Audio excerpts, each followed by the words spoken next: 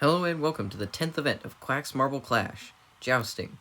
In the previous event, Rafting, we saw the Red Rockets get their third gold of the season, and they closed in a good bit on the King Crabs. The story of the past several events has been trying to chase down the King Crabs into points after their absolutely dominant start to the season, but they've slipped a little bit in the past few events. But anyway, Jousting, a pretty unique event where teams of 4 will hit that block, and the goal is to push it as far as you can into the other team's side to advance. It will be another bracket event. You saw the bracket a second ago, and now looking at the seashells, they only have 3 apiece, but it will be 4 for the main one. And there you see the side on the right were much better there, just right out of the gate came out with a much stronger push, and the other side could do nothing to stop them with their other members. It really wasn't even close.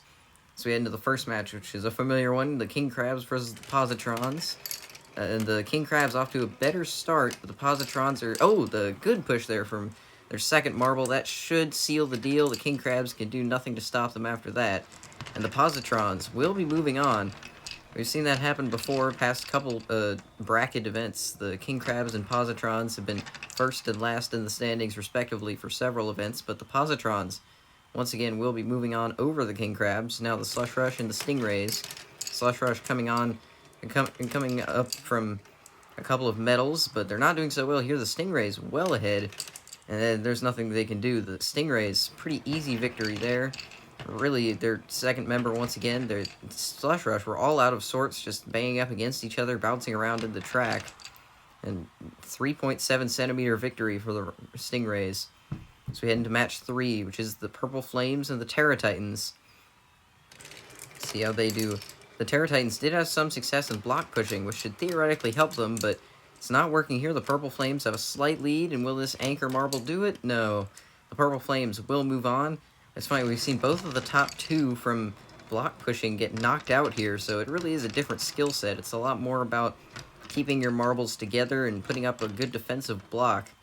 And the Terra Titans did not succeed there. The Purple Flames will be moving on. Next up, Rhapsody in Blue and the Stone Golems.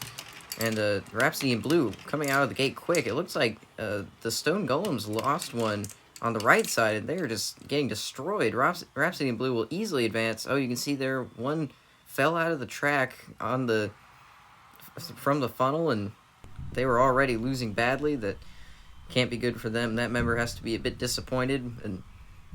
But a 6.9 centimeter victory for Rhapsody in Blue. I'd have to imagine that'll be one of the biggest victories we'll see today. But next up, the Ivy League and the Honeybees. Ivy League currently third in the standings, trying to track down the leaders.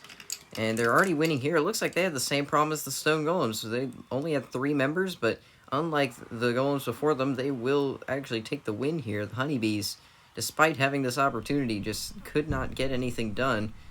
Looks like those two hit at the same time on the opposite sides, and that stunted their momentum, and a pretty solid victory for the Ivy League, despite that disadvantage as we head into the next one, the Snapping Turtles and the Chili Peppers. The Chili Peppers got gold the event before last, and they want to win here, and right now they have the advantage, and that'll do it, with no more Snapping Turtles left to go. Not the biggest win, but it will be enough. Snapping Turtles have been struggling a lot since their gold in the first event, and they won't be making amends here. The Chili Peppers getting another successful run here. As next up, we have the Loaves of Bread and the Wave Breakers. Wave Breakers still chasing a gold in their home stadium, and it doesn't look like it'll be happening here. The Loaves of Bread came out with 2 marbles to start.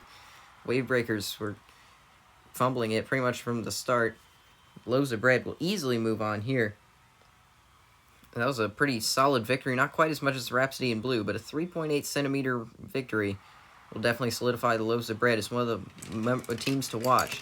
Now the Red Rockets come out. A gold or a silver in this event could give them the point lead, but for now they will be defeating the Checkmates pretty handily there, completely out of that green center block, so it just goes to show they were, once again, sometimes it all comes down to just getting the first push, and this is definitely one of those cases. The Red Rockets will be moving on, and the Stone Golems unsurprisingly dead last, but the King Crabs only getting 15th means that the Red Rockets do have a big opportunity to take the point lead here. The Ivy League also have a chance to catch up, so they can't take the point lead, at least not in this event.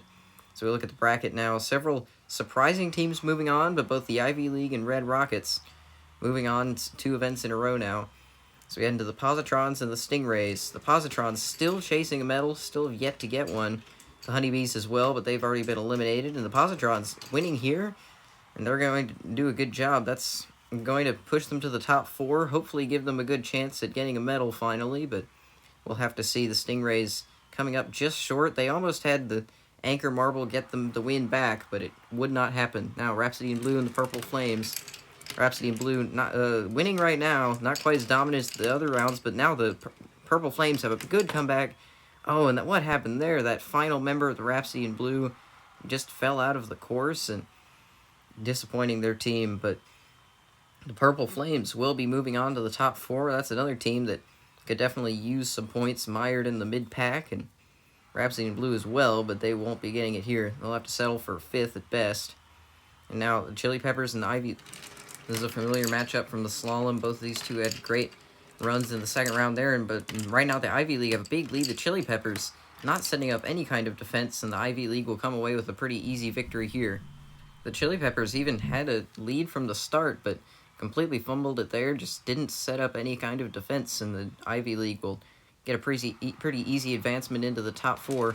Meanwhile, the Red Rockets and Loaves of Bread now. The Red Rockets need to win here if they want to take the lead, but right now the Loaves of Bread still have several, and oh, that last marble just gives them what they need to take the win here. The Red Rockets looked like they had it, but just could not hold on. Didn't set up quite enough defense, and the Loaves of Bread by 4 millimeters will be moving on.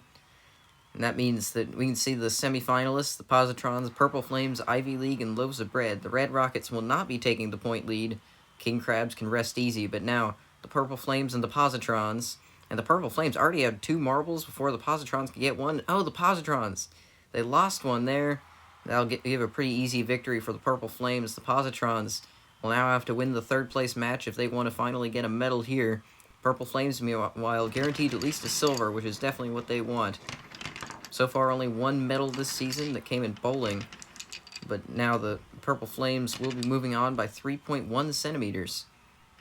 Now for the second semifinal, the Ivy League and the Loaves of Bread. Ivy League trying to pass the Red Rockets in points, and right now they're ahead, but we've seen the Loaves of Bread can make comebacks, but it doesn't look like it's happening here. The Ivy League already had a great wall set up, and the Ivy League will advance pretty soundly here.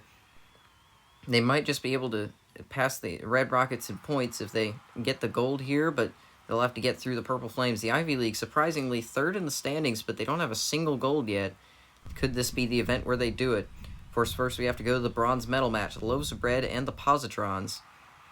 Let's see it. The Positrons still chasing their first medal, and now the Loaves of Bread have a slight edge, but it's very tight. Oh, now they have a bigger one. The Positrons barely ahead, but that Anchor Marble will do enough. The Loaves of Bread will come away with bronze, and the Positrons will have to wait yet another event if they want to get a medal. Unfortunate for them. They've had a heartbreaking season so far. This might still be enough to rise them out of dead last in the standings, but now for the gold medal, the Purple Flames and the Ivy League. The Ivy League have the slight advantage to start, but the Purple Flames' second marble is good. The Ivy League don't have any defense set up, and that'll pretty much seal the deal unless this last marble... No. The Purple Flames, even though they were behind at first, made a pretty solid comeback and then just set up a great defense. The Ivy League, you can see their first marble was just hanging back, wasn't trying to defend the block at all, and that'll mean a pretty easy gold for the Purple Flames, which they could definitely use. The Ivy League, meanwhile, getting their 4th medal of the season. Loaves of Bread coming away with a respectable bronze.